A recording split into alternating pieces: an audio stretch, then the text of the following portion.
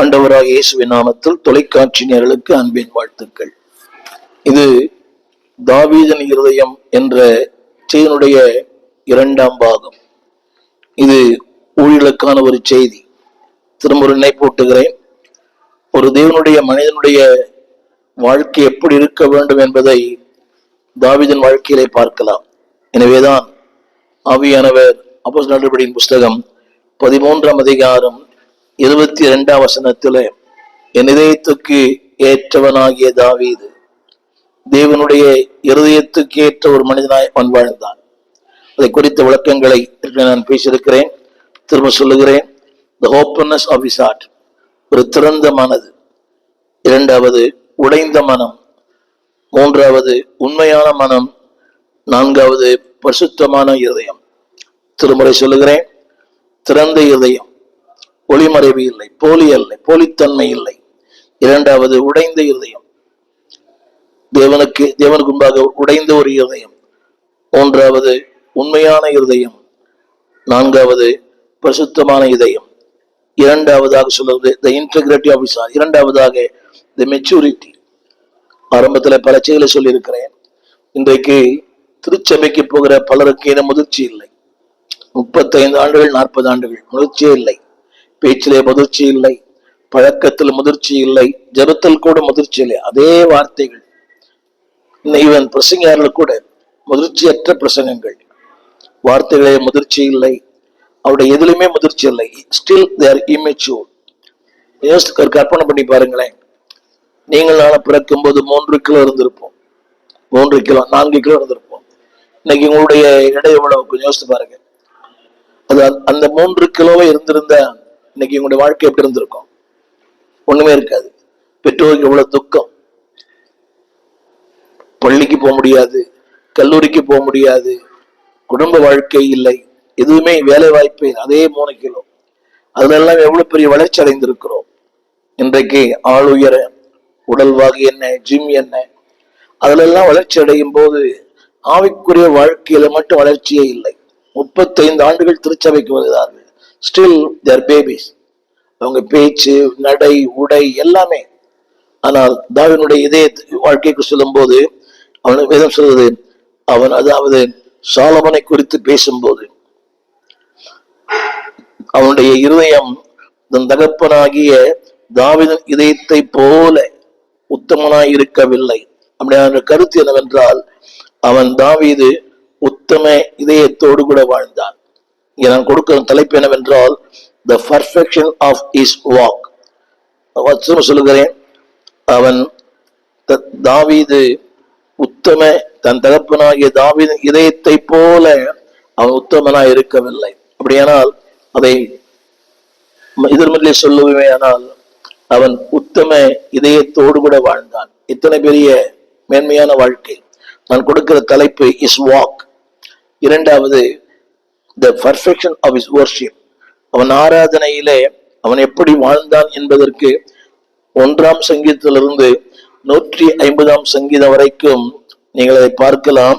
அவனுடைய ஆராதனையினுடைய அந்த பூரணம், முதல் வசனத்திலிருந்து இடையிலே நிறைய பேர் எழுதியிருப்பாங்க, ஆசாப், மோசை.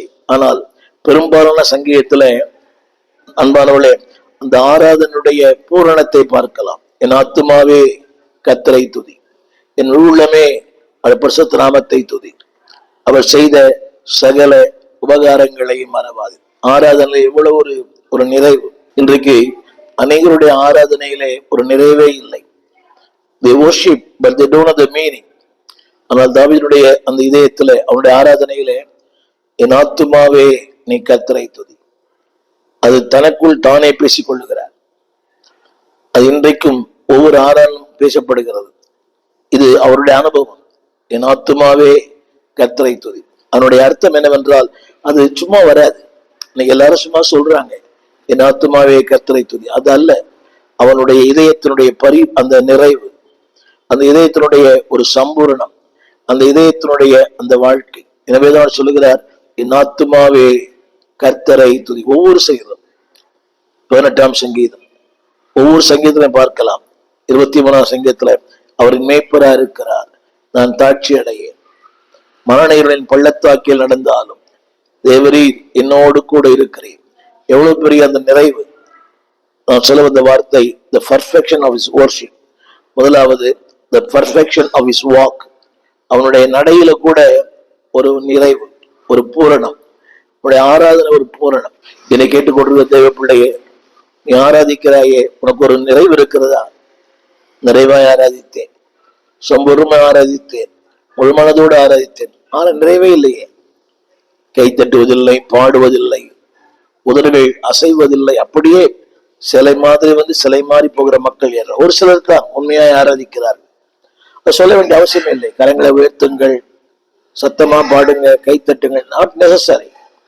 அந்த நிறைவு இருக்குமானால், அந்த நன்றி உணர்வு இருக்குமானால், you will automatically worship the Lord. நீங்கள் கர்த்தரை உண்மையாகவே துதிப்பீர்கள். மூன்றாவது, the maturity என்பது walk,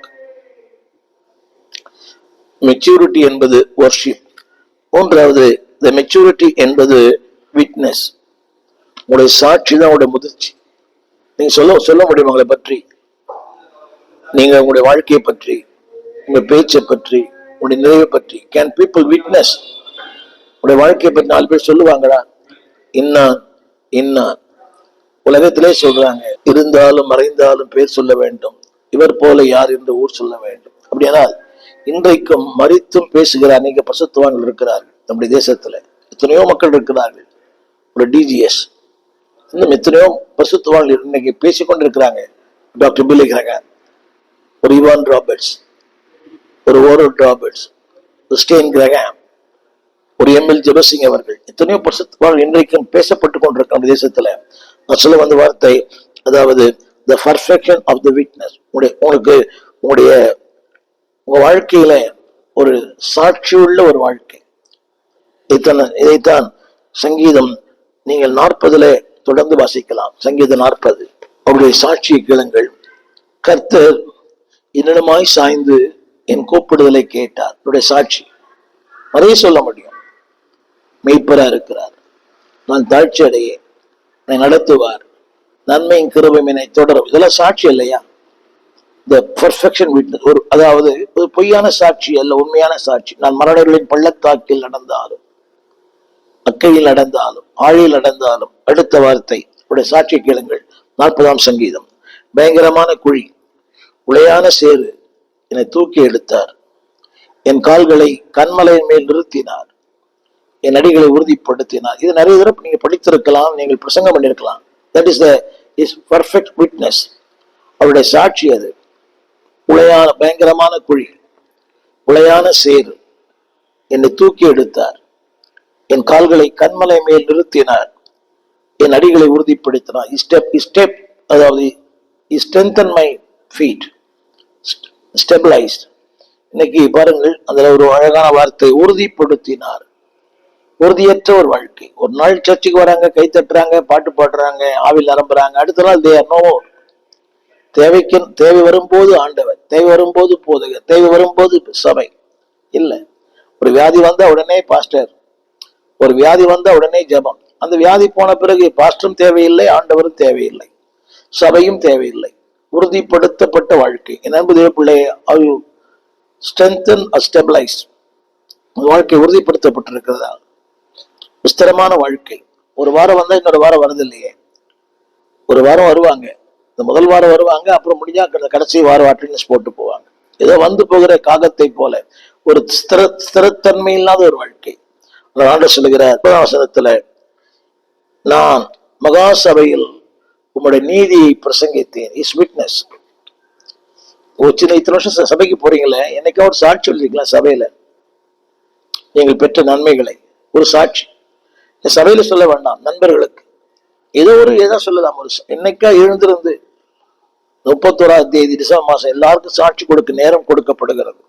but nobody want to give the witness. தாங்கினாரே, சுமந்தாரே, பாதுகாத்தாரே, தப்புவித்தாரே, என்னை நடத்தினாரே, அந்த உணர்வே இல்லையே. அடுத்த சொல்லுகிறார், என் உதடுகளை நான் மூடேன்.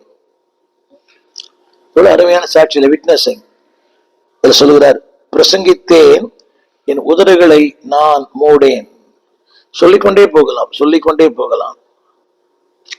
10 வசனம், உம்முடைய நீதி, உம்முடைய சத்தியம், உம்முடைய கிருபை, உம்முடைய உண்மை எவ்வளவு சாட்சியா இருக்க பார்த்தீங்களா?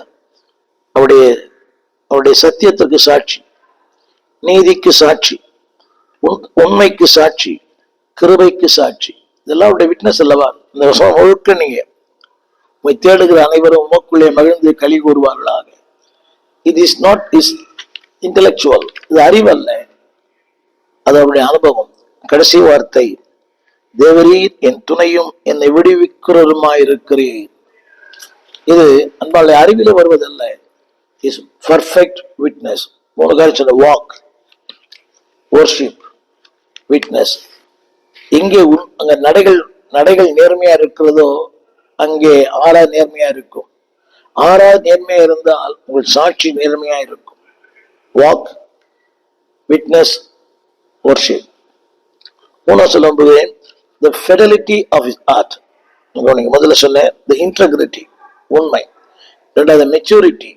3வது fidelity. அதுக்கு பல அர்த்தம் சொல்லலாம். விசுவாசமான ஒரு இதயம், நம்பிக்கையான இதயம், ஸ்திரமான இதயம். 1 யாக்கோபு 14:8 அந்த வார்த்தை சொல்லுகிறது, நான் ராஜ்ய பாரத்தை தாவீதின் வம்சத்திலிருந்து பிடுங்கி உனக்கு கொடுத்தேன் ஆண்டு சொல்லுகிறார். ஆனாலும் என் கற்பனையை கை கொண்டு என் பார்வைக்கு செம்மையானதை செய்ய தன் உறுதியத்தோடும் என்னை பின்பற்றின தாவீதை போல நீ இராமல். இந்த வார்த்தை கவனிக்க வேண்டும். அன்பான தேவ பிள்ளையே, எப்படி சொல்ல விரும்புறேன்? வாழ்வை தந்தார், வசதி தந்தார், மேன்மை தந்தார், அறிவு தந்தார், கிருபைகளை தந்தார். கொடுத்தேன், நன்மைகளை கொடுத்தேன், மேன்மைகளை கொடுத்தேன், உயர்வை கொடுத்தேன், வாழ்வை கொடுத்தேன், அந்தஸ்தை கொடுத்தேன். ஆனா அது இன்னொரு சொல்லப்பட்ட வார்த்தை சாலமோனுக்கு. ஆனால் என் பார்வைக்கு செம்மையானவர்களை செய்ய தன் முழு இதயத்தோடும் என்னை பின்பற்றின என் தாசனாகிய தாவீது. இது தேவன் சொல்லுற வார்த்தை அல்ல. உங்களை குறித்து சொல்லுவாரா? கவனிங்க, தாவீது வம்ச கையிலிருந்து உனக்கு பிடுங்கி கொடுத்தேன். அன்பான தேவ பிள்ளையே, என்னை விட உங்களை விட இவ்வளவு திறமைசாலிங்க இருக்கிறாங்க. நல்லா பாடக்கூடியவங்க, பேசக்கூடியவங்க, சொற்பொழிவாளர்கள், இலக்கணத்தோடு இலக்கியத்தோடு ஆயிரக்கணக்கான மக்களை வசீகரிக்கிற இன்னைக்கு இந்த அரசியல்ல பேசுறாங்களே பார்த்தீங்களா? அடுக்குமொழியில ஒரு அண்ணாதுரை, டாக்டர் கலைஞர், இன்னைக்கு இருக்கிற அரசியல்வாதிகள்லாம் என்ன பேச்சில் நய வசனிப்பு, திருத்திரா ஜனங்கள் போகிறார்கள். ஊழியக்காரர்கள் கூட ரசிக்கிறார்கள். தேவையில்லை. ஆனா தேவன் சொல்கிறார், உனக்கு கொடுத்தேன், வாழ்வை கொடுத்தேன், வசதிகளை கொடுத்தேன், சிறப்பை கொடுத்தேன், புகழை கொடுத்தேன், கிருபைகளை கொடுத்தேன். ஆனாலும் எவ்வளவு பெரிய துக்கம். நிறைய ஊழியக்காரர்கள் புரியவே இல்லை. கொடுத்தார், ஆனால் they never keep it. அதை தக்க வைத்துக் கொள்ளாத ஊழியர் நிறைய பேர் நிகழ்கிறாங்க. ஒண்ணுமே புரியறது இல்லை. இதை பிறக்கும் போதே இந்த ரெட் கார்பெட்ல பிறந்தது போல, சில்வர் டீஸ்பூன் சாப்பிட்டது போல இல்லை. அன்பானவர்களே, நான் வளர்ந்த அந்த ஊழியர், நான் இன்னைக்கு நினைவு கூறுகிறேன், என்னுடைய ஊழியர் பாஸ்டர் ஹென்றி ஜோசப் அவர்கள். குடிசைகளுக்குள்ளே உட்கார்ந்து சாப்பிடுகிற மனிதன். அவர் சாப்பிடும் போது அவருடைய இலையிலோ அல்லாவிட்டால் தட்டுல ஒரு சின்ன பருக்கை கூட இருக்காது. He can sit even in the floor. தரையில கூட உட்கார்வார். குடிசைக்குள்ள உட்கார்ந்து அவர் சாப்பிட்டு இருக்கிற நாட்களை நான் பார்த்திருக்கிறேன். என்னை கேட்டுக்கொண்டிருக்கிற அன்பு தேவ பிள்ளையே, அதுதான் அவரை உயர்த்தி வைத்தது. இது சொல்லப்பட்டிருக்கிறது, தேவன் கொடுத்தாரே, அந்த கொடுத்ததற்கு ஆனாலும் என்ற வார்த்தை வரவே கூடாது. இப்ப என்ன பேரை போட்டு ஸ்டீவனை ரட்சித்தேன், ஆனாலும் அதை நான் விரும்பவில்லை. எனக்கு கொடுத்தேன், ஆனால் அந்த ஆனாலும் என்ற வார்த்தையே ஒரு ஆச்சரியத்தின் வார்த்தை. உங்க கேளுங்க, நல்ல வேலை கொடுத்தார், நல்ல சாட்சியா இல்லை.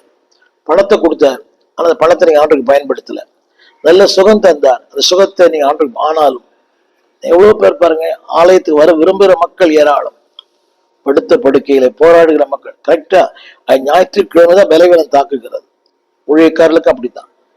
ஞாயிற்றுக்கிழமை எழுந்திருக்கவே முடியாத நிலைமை. ஒரு ஊழியர் சொன்னார், எவ்வளவு முயற்சி பண்றேன், எழுந்திருக்கவே முடியல, ஓவர் பிபி.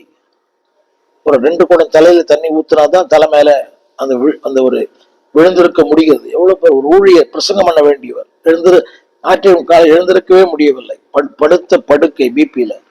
என்னை கேட்டுக்கொண்டு அன்புதே பிள்ளையே, கொடுத்தேன் ஆனாலும், அந்த வார்த்தை அடுத்தவா சொல்லுகிறேன், என் பார்வைக்கு செம்மையானவர்களை செய்ய தன் முழு இதயத்தோடும் என்னை பின்பற்றின என் தாசனாகிய தாவீது. என் பார்வைக்கு, இரண்டாவது செம்மையானவர்களை செய்ய, மூன்றாவது முழு இதயத்தோடு என்னை பின்பற்றின என் தாசனாகிய தாவீது. எத்தனை பெரிய மேன்மையான ஒரு வாழ்க்கை! நான் கொடுக்கிற தலைப்பிடம் என்றால் அந்த அந்த நம்பகத்தன்மை. தேவன் நம்பினார். அந்த திரும்ப சொல்லுங்க, என் பார்வைக்கு செம்மையானவர்களை செய்த தன் முழு இதயத்தோடு என்னை பின்பற்றின என் தாசன். என் தாசன் அந்தாளுடைய தேவனுக்கு நம்பகத்தன்மை உடைகளா நீ நான் இருக்கிறோமா? இன்னைக்கு ஊழியர்களை நம்ப முடியல. இந்த ஊழியத்துல நீண்ட ஒரு அனுபவம், பல ஊழியர்களோடு தொடர்பு, பல ஊழியர்களை உருவாக்கி இருக்கிறேன். நம்பகத்தன்மையே இல்லை. அன்றைக்கு என்னை உயர்த்தி பேசின ஊழியர்கள் ஏராளம், இன்றைக்கு என்னை மிதிக்கிற ஊழியர்கள் ஏராளம் பொதுவெளியிலே. வேதம் சொல்லுகிறது, என் தாசனாகிய தாவீதை போல நீ, அதாவது அதுக்கு சொல்லப்பட்ட வார்த்தை, முழு இதயத்தோடும் என்னை பின்பற்றின என் தாசனாகிய தாவீது. கர்த்தாவே, உமது வழி எனக்கு போதியும், நான் உன் சத்தியத்தில் நடப்பேன், உடைய நாமத்துக்கு பயந்திருக்கும்படி என் இதயத்தை ஒருமுகப்படுத்தும். 2 வார்த்தை சொல்லுகிறார், எனக்கு போதியும், நான் நடப்பேன். இன்னைக்கு போதிக்கப்படுகிற அநேகர் நடக்கிறார்களா? ஆழமான சத்தியத்தை கேட்கிறார்கள். கடந்த நாட்களோட நாட்களில் சத்தியம் ஆழமாய் பேசப்படுகிறது. என்னை விட சிறப்பாய் பேசுகிற மக்கள் அந்த ஊடகத்தில் இருக்கிறார்கள். தேர் அவுட்ஸ்டாண்டிங். நல்லது, நான் அவளை பாராட்டி இருக்கிறேன் பலமுறை. வழி எனக்கு போதியும், என் போதிக்கிறார். சொல்கிறார், என்னை போதியும், உடைய சத்தியத்திலே நான் நடப்பேன். அது மட்டுமல்ல, உடைய நாமத்துக்கு பயந்திருப்பேன். அடுத்து சொல்கிறார், என் இதயத்தை ஒருமுகப்படுத்தும். அதாவது அவருடைய தேவன் அவரை எந்த அளவுக்கு நம்புறாரு பாருங்க. I will manage. நேற்று ஒரு செய்தி வாசித்தேன். ஏன் தேவன் நமக்கு ஜெபங்களுக்கு பதில் தரவில்லை என்றால், நமக்கு ஆசீர்வதிக்கவில்லை என்றால், அதை வச்சு மேனேஜ் பண்றது தகுதி இருக்குதா? அந்த எனக்கு ஒரு 100 ஆத்துமாக்களை தாரு, அதை வச்சு மேனேஜ் பண்ண தகுதி இருக்குதா? அதை மேனேஜ் பண்றது உங்களுக்கு திறமை இருக்குது. எனக்கு 1000 ஆத்துமாக்களை தாரும். Do you know how to manage? நிறைய பாஸ்டர்கள் இன்னைக்கு விசுவாசிகளை கொத்தடிமைகளை போல நடத்துகிறார்கள். சில போதர்கள் விசுவாசிகளை வாடி போடின்னு கூட பேசுறாங்க. அது ஒருவேளை வயதில் மூத்துள்ள இருக்கலாம். That is not the way. அதாவது ஸ்டான்லி சொல்லுகிறார்கள், இன்றைக்கு விசுவாசிகள் கொத்தடிமைகளாய் இருக்கிறார்கள், ஊழியர்கள் நிலைச்சு வாழ்ந்தார்களா இருக்கிறார்கள். அது சரியானது அல்ல. அன்பானவர்களே, தேவ பிள்ளைகளே, அது வார்த்தை, நான் நடப்பேன், உமது சத்தியத்திலே நடப்பேன். என்னை கேட்டுக்கொண்டு தேவ பிள்ளையே, you are a familiar pastor, you are a familiar leader, you are a familiar prominent. ஒரு பிரபலமான ஊழியர் நீங்க. ஒரு சின்ன கேள்வி, do you walk in the ways of the Lord? சத்தியத்தில் நடக்கிறீர்களா? நடந்தீர்கள் என்பதில்லை, இன்றைக்கு சத்தியத்தில் நடக்கிறீர்களா? தலைமைத்துவத்தில் இருக்கிற ஊழியர்கள் எல்லாம் தேவனுக்கு பயப்படுவது துணிகரமான, உங்களுக்கு துணி நினைக்கிறேன், துணிகரமான லஞ்சம் வாங்குறது. அது என்ன சொல்றாருன்னா, இவ்வளவு செலவு பண்ணித்தான் இந்த போஸ்டுக்கு வந்திருக்கிறேன், ஸோ நான் எப்படி அந்த பணத்துக்கு ஈடு கட்டுவது? வேண்டாம். அப்படி பணம் கொடுத்து நீங்க ஒரு போஸ்ட் வர வேண்டாம். ஊழியங்கள்ல கூட யாரையோ காக்கா பிடிச்சு அவர் கைஸ் வச்சு அப்படிலாம் ஊழியத்துல வளர்ச்சி தேவையில்லை, உயர்வு தேவையில்லை. நீங்க பணிவு, உங்களுக்கு வாழ்க்கையில பணி வரும்போதே தேவன் உயர்த்துவார். யோசேப்பை உயர்த்தினதற்கு தேவன் பல காரணங்கள். Is a man of humble. ஒரு வார்த்தை படித்த நேற்று, humble man received the heavenly mission. ஒரு பெரிய பரலோக அழைப்பு. அது யாருக்கு தெரியுமா? தாழ்மையான ஒரு யோசேப்பு, ஏழை பெண்ணாகிய மரியாளுக்கு. ஒரு வார்த்தையின்படியே உங்களுடைய அடிமைக்காக கடவுள். வெரி புவர் கேர்ள், ஒரு ஏழை பெண். திரும்ப சொல்ல விரும்புகிறேன், heavenly calling, heavenly mission for humble man. ஒரு புதிய நாட்டில் heavenly mission, பரலோக ஒரு ஊழியம். அது அந்த பரலோக ஊழியம் யாருக்கு கிடைத்தது என்றால், a man with humbleness. ஒரு தச்சர், ஒரு படிப்பறியாதவர், ஒரு பேதை, ஒன்றுமே அவர் is not well educated man, humble man receive எவர்லி மிஷன். இது இன்னொரு இப்படி எழுதுறாரு, உன்னதத்தின் குமாரனுக்கு, தேவகுமாரனுக்கு பூமியில் தேவன் நியமிக்க, அதாவது ஒரு கேர்டேக்கராக பாதுகாவலர் நியமிக்கப்பட்டதான் யோசேப்பு. குமாரனுக்கு பாதுகாவலர், அப்பா பிள்ளைன்னு அடுத்து வேற, தேவகுமாரனுக்கு பூமியின் பாதுகாவலர் தான் யோசேப்பு. நான் சொல்ல அந்த வார்த்தை த இன்டெகிரிட்டி. அன்பான தேவ பிள்ளையே, அவர் சொல்கிறார், நான் நடப்பேன், பாடுகள் உண்டு, போராட்டம் உண்டு, ஊழியம் எல்லாருக்கும் நினைக்க கூடாது. இந்த ஊடகத்துல பேசுற எல்லாரும் ரொம்ப, அதாவது பாடுகள் இல்லை, ஒவ்வொரு நாளும் பாடுகள், ஒரு நாளும் அது கூட இருக்கிறவர்களாலே பாடுகள். சன்பல்லா தொபியா எங்கேயோ இல்லை, சன்பல்லா தொபியா நம்ம வீட்டுக்குள்ள இருக்கிறாங்க, நம்ம கூடவே இருக்கிறாங்க. Everyday we can see them. சன்பல்லா தொபியாவும் வீட்டுக்குள்ள இருக்கிறாங்க. ஆனாலும் நம்மை நடத்தும் கர்த்தரவர், ஸ்திரப்படுத்தும் கர்த்தரவர்.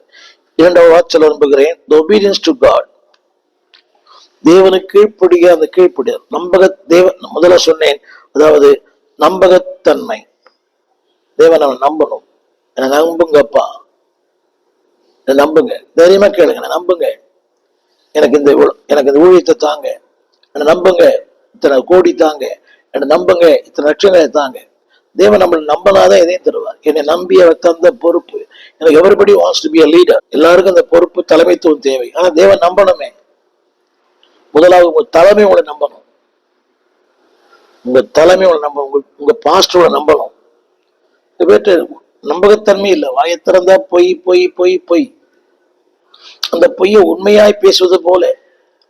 அப்புறம் கேட்டா அப்படி நினைக்கல, அப்படி நான் சொல்லலை, மறந்துட்டேன், பேசுவதெல்லாம் போய். ஆனா அதுக்கு அவர் கொடுக்க விளக்கம், சாரி எனக்கு ஞாபகம் இல்லை. இதை கேட்டுக்கொண்டு காண்பது பிள்ளையே, B a obedience to God. தேவனே, உமக்கு பிரியமானது செய்ய விரும்புகிறேன். எனக்கு பிரியமானதல்ல, உமக்கு பிரியமானது. இந்த பண்டிகை நாட்களிலே, இந்த ஆண்டு இறுதியிலே இவங்க ஜெபமா இருக்கட்டும். தேவனே, உமக்கு பிரியமானதை செய்ய விரும்புகிறேன். இது நியாயப்பிரமாணம் என் உள்ளத்தில் இருக்கிறது, உடைய வார்த்தை எனக்குள் இருக்குது. இன்னைக்கு வார்த்தையை விற்று போடுகிற மக்கள் ஏராளம். சிலருக்கு வசனம் சொல்லுவேன், பிரச்சனை இருக்க மக்கள் வசனம் பணம் கேட்டு வருவாங்க, வசனம் சொல்லுவேன். இவர் என்ன வசனமா சொல்றாரு, எனக்கு தெரியாதா? உங்களுக்கு தெரிஞ்சவங்கிட்ட வந்திருக்க மாட்டீங்களே. வசனம் தெரிஞ்சா இன்னொரு போய் கையேந்த மாட்டீங்க, வசனம் தெரிஞ்சா அடுத்தவங்கள்ட்ட கை கட்டி நிக்க மாட்டீங்க. அதில் புரியுதா? என்கிட்ட வருகிற பலருக்கு வசனம் தான் சொல்லுவேன். அவங்க என்ன சொல்லுவாங்க, என்ன வசனமா சொல், எனக்கு தெரியாது, வசனம் தெரியாதா? அதுதாங்க வாழ்க்கைக்கு வழி, அதுதான் மருந்து, அதுதான் மாற்று வழியே. சொல்லுகிறார், நான் உனக்கு பிரியமானதை செய்ய விரும்புகிறேன், இது நியாயப்பிரமாணம் என் உள்ளத்தில் இருக்கிறது என்று சொன்னேன். வார்த்தை உள்ளத்தில் இருந்தா எதையும் சந்திக்கலாம், எதையும் தாங்கலாம், எதையும் ஃபேஸ் பண்ண முடியும். ஒரு சின்ன கேள்வி, அந்த வார்த்தை உள்ளத்துல இருந்தா அது எல்லாவற்றையும் சந்திக்குமே. எதிராளிகளை சந்திக்கும், தேவைகளை சந்திக்கும், இல்லாமை சந்திக்கும், வெறுமையை சந்திக்கும், துன்பங்களை சந்திக்கும். ஏன்னா வார்த்தை உங்களுக்குள் இருக்கும் போது. நமது பிள்ளைகளே, பலமுறை சொல்லி இருக்கிறேன், கடந்து வந்த பாதைகள் கருணமேடுகள், சொல்லி முடியாதது. எத்தனையோ நேரங்களில ஊழியமே வேண்டாம் என்று தீர்மானித்த பல நேரங்கள் உண்டு. அடிக்கடி பலமுனை தாக்குதல், பலமுறை தாக்குதல், உள்ளான தாக்குதல், வெளியான தாக்குதல், சொல்லக்கூடிய தாக்குதல், சொல்லக்கூடாத தாக்குதல். மக்கள் ஏற்றுக்கொள்ள மாட்டாங்க. இவருக்கா ஒருவரோடு பேசிக் கொண்டிருந்தேன், ஒரு தொலைக்காட்சி ஊழியம், அதை பல ஆண்டுகளா செய்து கொண்டிருக்கிறேன் அவருடைய சேனல்ல. அவர் சொன்ன, ஐயா இந்த மாசம் எனக்கு நெருக்கம், கொஞ்ச நாள் நிறுத்தி வைங்க. உங்களுக்கு என்னையா நெருக்கம் அப்படின்னார். அவர் தொலைக்காட்சி நடத்துகிறவர். எனக்கு நினைப்பு இருக்கிறது, ஏறக்குறைய ஒரு 5 ஆண்டுகளாக அவருடைய தொலைக்காட்சி நான் பேசிக் கொண்டிருக்கிறேன். அவரை பற்றி நான் குறை சொல்லலை. உங்களுக்கு என்ன நெருக்கம், அதுதான் மக்களுக்கு அதுதான் புரியுது. அவனுக்கு என்ன, எல்லாரும் கேட்கிற கேள்வி. அவர் சொல்லுகிற வார்த்தை, அந்த வார்த்தை, உனக்கு பிரியமானது செய்ய விரும்புகிறேன், உடைய நியாயப்பிரமாணம் என் உள்ளத்தில் இருக்கிறது. அப்படி நான் சொல்ல அந்த வார்த்தை உள்ளத்தில் இருக்குமானால் கேட்கலாம், உன் தேவையை சந்திப்பார், கட்டாயம் சந்திப்பார். நான் சொன்ன ஒரு சின்ன பிரேக், அதுக்கு பிறகு தொடரலாம். அவருக்கு உங்களுக்கு என்ன கஷ்டம்? உங்களுக்கா கஷ்டம்? உங்களுக்கே கஷ்டமா? நான் சொல்ல வந்த கருத்து தேவை என்று எல்லாருக்கும் வரும். No man is super man in this world. இந்த உலகத்துல யாருமே சூப்பர்மேன் கிடையாது. எல்லாருமே பாடுள்ள மனிதர்கள் தான். எலியா சொல்கிறான் பாடுள்ள மனிதன். ஆனால் அந்த பாடுள்ள மனிதனை பயன்படுத்துகிற கர்த்தர் இருக்கிறார். அதான் முக்கியம். நீங்கள் ஏற்கனவே ஆரம்பத்துல சொன்னேன், தாவீதை குறித்த எல்லா விஷயங்களும் தேவனுக்கு தெரியும். உபச்சாரம், கொலை, எல்லாமே எல்லாத்தையும் வார்த்தை என் உள்ளத்துல இருக்கிறது. அந்த வார்த்தை உள்ளத்தில் இருக்குமையானால் அன்பான தேவ பிள்ளையே, you can be used by God. திரும்ப சொல்லுகிறேன், the integrity of heart, the maturity of the heart. மூன்றாவது the fidelity என்று சொன்னால் நம்பகத்தன்மை, அந்த உறுதி பற்று. இன்னைக்கு நம்புகிறோம் எல்லாம் எனக்கு சாதகமா இருக்கும் போது, கொஞ்சம் எதிர்மறையா நடக்கும் போது, மனைவி எதிர்மறை, கணவன் எதிர்மறை, பிள்ளைகள் எதிர்மறை, உடன் ஊழியர்கள் எதிர்மறை, விசுவாசம் எதிர்மறை, அங்கதான் நீ சொல்லணும் I love God, I trust God. அந்த சங்கீதம் 48 வார்த்தை என் உள்ளத்தில் இருக்கிறது சொல்ல முடியுமா? உடனே மாற்று வழிகளை தேடுகிறோம், மலைகளை தேடுகிறோம், அவரை தேடி இவரை தேடுறோம். மனுஷன்கிட்ட போய் ஐயோ அம்மா தேவை. வார்த்தை உனக்குள் இருக்கும் போது அந்த வார்த்தையின் சொந்தக்காரர் தேவைகளை சந்திப்பார். இன்னை கேட்டுக்கொண்டிருக்கிற அன்பு தேவ பிள்ளையே, எனவேதான் தாவீதை ஆண்டவர் number 1 he made him a sweet singer. இன்பமான கீதங்களை பாடுகிறவன், இன்பமான வாத்தியங்களை வாசிக்கிறவன். அது மட்டுமல்ல, ஆண்டவர் சொல்லுகிறார் என்னுடைய கிருபைக்கு சொந்தக்காரன், தாவீது கருடினமா கிருபை தாசனாம் எனக்குமே தந்திடுவார். He has given his grace. திரும்ப சொல்லுகிறேன், a singing, a singer. இரண்டாவது a savior. அன்றைக்கு அவர் சேவியர் தான். மூன்றாவது சொல்ல விரும்புகிறேன், a man of grace, கிருபை பெற்றவர். அடிக்கிறது வார்த்தை திருமல் இருக்கிறது, தாவீதுக்கு அருளினமா கிருபை தாசராம் நமக்குமே தந்திடுவார். கிருபை தந்தார். நான்காவது, அன்பான கர்த்தருடைய பிள்ளைகளே, அதில் சொல்லப்பட்ட வார்த்தை எல்லாவற்றுக்கும் மேலாக அழகு தந்தார், ஐஸ்வர்யம் தந்தார், உலகமே அண்ணாந்து பார்க்கிற அளவுக்கு புகழ்ச்சியை தந்தார். இதெல்லாம் தெரியுமா? Integrity, maturity, fidelity. இன்டெகிரிட்டி உண்மை, இரண்டாவது முதிர்ச்சி, மூன்றாவது நம்பகத்தன்மை, விசுவாசம். இது மூன்றும் இருந்தால் தேவனுக்கேற்ற மனிதனாய் நீங்கள் மாற முடியும், வாழ முடியும். உங்களுக்கு ஜெபிக்க விரும்புகிறேன். இந்த செய்திகள் உங்களுக்கு ஆசீர்வாதமா இருந்திருக்குமே, ஆனால் மக்களுக்கு அனுப்புங்கள். எங்களுக்கும் உங்கள் கருத்துக்களை தெரியப்படுத்துங்கள். அது எங்களை இன்னும் இவைகளை செய்ய ஊன்ற கட்டு உற்சாகப்படுத்தும். ஒரு 6000க்கு மேற்பட்ட செய்திகளை வெளியிட்டிருக்கிறோம். ஒரு சிலர் மட்டும்தான் அதை பார்க்கிறார்கள், பாராட்டுகிறார்கள். உங்களுக்காக நன்றி. பாருங்கள், அடுத்தவர்களை பார்க்க செய்யுங்கள். என்ற ஆசை என்னவென்றால் வசனம் ஜனங்களுக்குள்ளே போகணும். அது ஒன்றுதான் திருப்தி, அது ஒன்றுதான் வாழ்க்கை, அது ஒன்றுதான் வினோதம். எனவே வார்த்தையை கேளுங்கள், வார்த்தையை தியானியுங்கள், அடுத்தவர்களுக்கு வார்த்தையை சொல்லுங்கள். கர்த்தர் ஆசீர்வதிப்பார். ஜெபிப்போம். வானத்தையும் பூமியையும் படைத்த நல்ல ஆண்டவரே, இந்த அருமையான வேலைக்காக நன்றியோடு துதிக்கிறோம்.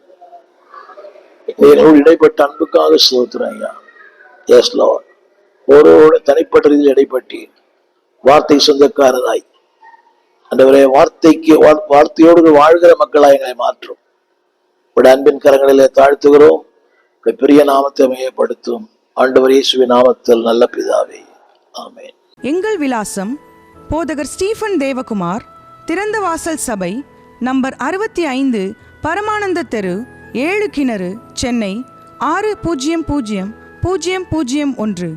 தொடர்புக்கு 9841839287. மேலும் 044-418-3330. எங்கள் மின்னஞ்சல் stephenopendor@gmail.com. எங்கள் தேவ செய்திகளை யூடியூப் சேனலில் பார்த்து பயனடையுங்கள்.